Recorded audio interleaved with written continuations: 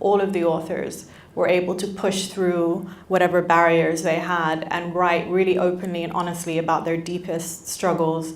One of the essays that comes to mind is Nada Bakri, as you mentioned her. It's such a raw and honest account of grief and of loss, and it also reflects the state of the Arab world today. This isn't an uplifting book. It's not a beach read, but there are moments of hope and resilience, and there's dark humor throughout.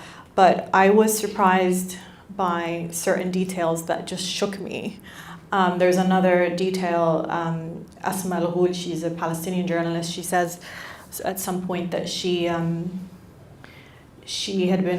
been covering the war, and she had to help a mother who'd lost her child grieve. And the way she described it, I don't want to do that myself. I hope you'll all read the chapter. And the way that she described it was just so harrowing. And then there's another a piece by Zain al-Hayim where she's a Syrian journalist, and she says, she's talking about how, this is day-to-day life for Syrians, and to a certain extent, many people start to feel desensitized by the tragedy, and she sees blood on her car. She'd parked her car next to a school. There'd been a bombing and there was blood on her car, and she just starts wiping the blood off the car and calls her friend and casually says, "What are we having for lunch today?"